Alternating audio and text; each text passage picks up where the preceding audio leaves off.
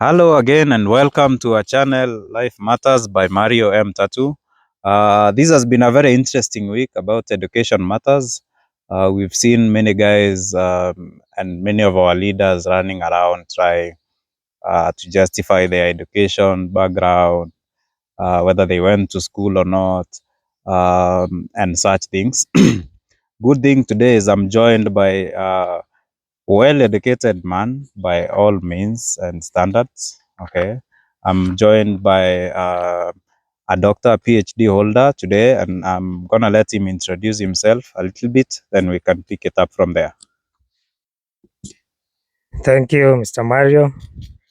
It's an honor to be here with you.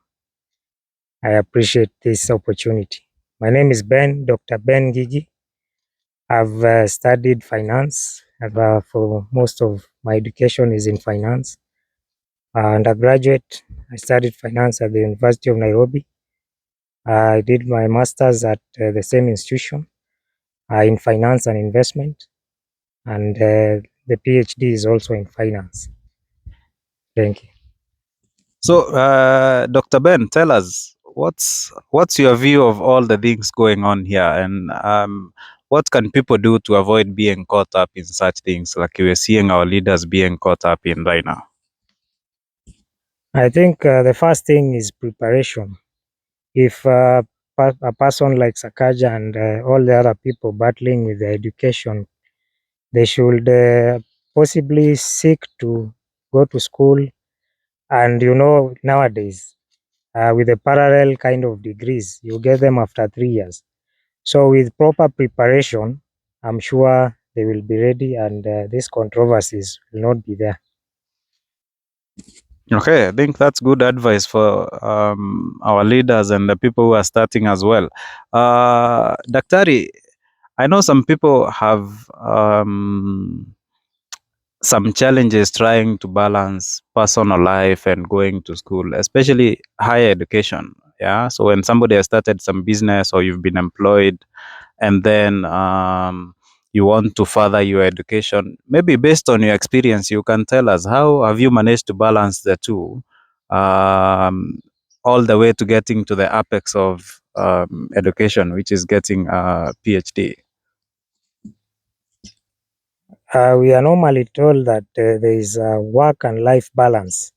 So part of life is education, and you have to get a balance so that you can study, you can create free time, possibly when you're on leave. Yeah, it's just a balance of how you manage your time, how you manage your resources, and that becomes possible. I think you brought up a good point of managing resources. Yeah. I think the other challenge that I see most of people that I talk to, and especially the young people that we really trying to reach through this program facing, is finances. Okay, so yes, I have the time, maybe, or I have the urge, or I have the willingness to go to school, but then how do I pay for school? It's not cheap. I don't know. Maybe from your experience, how can one finance that? Yeah, that is a good question, and it's very valid because I see many people struggling with their education when it comes to financing and also, of course, paying their school fees. And of course, in the university, you find some people are being chased out of school when it comes to the exam so that they clear their balances. I think nowadays we have so many avenues of financing education, and possibly if one is struggling with their finances, they can seek scholarships because there are so many scholarships nowadays. Even online, when you search scholarships, you will be able to see them. There are also some programs or other universities like another one I saw. It's the People University in the US. They are giving very cheap courses. Yeah, so it's affordable, especially for the low income and such kind. And of course, there is HELB loans in Kenya, and the repayment is not high, and they give you time. When you start working, that's when they start recovering. Yeah, so such kind of avenues people can pursue. And if not, you can save little by little. You know, it's a culture. Saving is a culture, and you'll able to achieve objectives. Uh, uh, uh, with all that spending, will it eventually pay? Yeah, I think people also have that question. Yeah, I think of late that question has come up. Does education pay? Should people keep striving to achieve the highest standards of education? I think not entirely, because we see some successful people have not even gone to school. It's a flip side. It's a double-edged sword. On one end, you can succeed without going to school, but on the other end, we've seen many successful people. But I think what education does, it shapes your cognitive dissonance. You're able to critically think about what you are doing. Possibly you are employed somewhere. You are able to sharpen your skills and think. Okay, I can't say think better, but apply what you learned in school in the job market. It also, of course, opens you up to many opportunities. Like now, when you have the papers ready and there's an advertisement of a job opportunity somewhere, now you are ready to apply.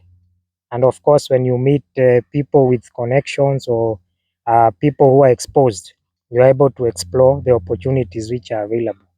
So I think it just shapes your thinking. It exposes you to the market. It also a way of socializing. Like you know, you are in the same class. Yeah, so it exposes you to many people, many cultures. There are so many people who come from different countries, different cultures, and you get a good exposure. I didn't want you to mention that we were in the same class because then people start asking me why I'm not a doctor yet. Eh? Sorry, but I didn't know. but it's fine. It's fine. It's okay. I think it's a challenge. I think having you here and having you seen it, it's a challenges me personally also to go for it. Now, as we summarize, maybe what would you tell the young people who would want to achieve what you've achieved, especially in matters education? Thank you so much. I think for me, education is a daily process. You can't learn enough. You learn daily. So as you learn, you get to understand new things. You get to get exposed to new cultures, new people. And I'm seeing old people struggling with dementia. You know, dementia is a disease where people forget. You are told something now, after a second, you've forgotten. So dementia is a disease that comes with age and possibly because of lack of learning. Yeah. So I think as you are getting education, you are sharpening each other. You are getting exposure, and yeah, and of course, for me, as you know, I'm also a blogger and I blog about Christ. I also tell the young people to seek God. You know, God is the one who opens doors for you. You can be educated and you lack opportunities. You might be you might desire to work, to go to school, but you lack the resources. So for me, I think you should put God first in everything, even in your education, so that you succeed.